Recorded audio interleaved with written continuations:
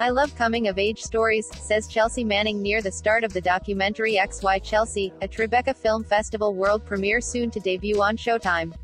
There are notes of wistfulness and defensiveness in how this former soldier, whistleblower, who uploaded caches of classified documents and video to Julian Assange's WikiLeaks website in 2010, and came out as a trans woman after she was arrested for her actions, utters those words, since she herself is stuck in something of a soul-sucking rut.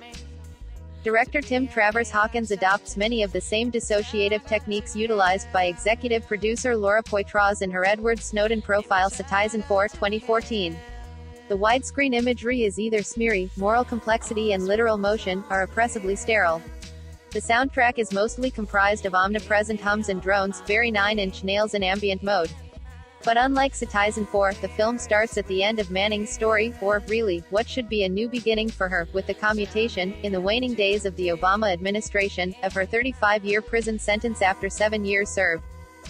Hawkins is there to capture the moment when Manning's lawyer, Nancy Hollander, learns that her client is going to be released.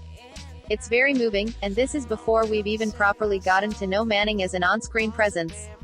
The filmmaker seems to have been granted unprecedented access to both Manning and to the people around her, and he uses this natural, unforced intimacy to present a fragmented portrait of a person attempting to readapt to a society in which they never particularly learned how to fit.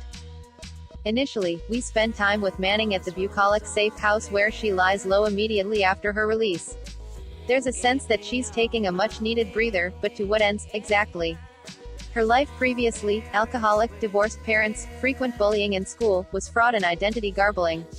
Joining the military seemed like a stabilizing option, yet would prove to be anything but. And now, as she notes, she's lost 7 years, stepping into an agitating new reality as if out of a time machine. Since she's never had much in the way of a concrete sense of self, this makes the business of living extremely difficult.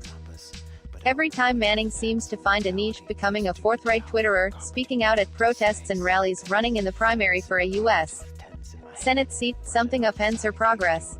Hawkins captures her during a number of especially taxing moments, such as the aftermath of the alt-right rally that she attended as a double agent, yet which was taken in leftist circles as a full-on betrayal.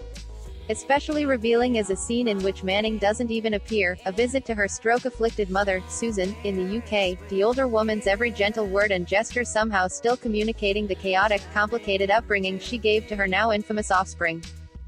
XY Chelsea follows a fairly rigorous dramatic through line. Time and again, Manning retreats from the public spotlight then moves back into it, a vicious cycle. And now, as noted in the final scenes, there's a further wrinkle. Manning is back in prison on a contempt charge for refusing to testify before a grand jury about her involvement with Assange and WikiLeaks. Will her discontent ever end? Not likely. At one point, Manning defines her morality simply as wanting to help people who are hurting. What Hawkins's film reveals, quite tragically and pessimistically, is a caring soul who has sacrificed their individuality to a perpetually muddled greater good.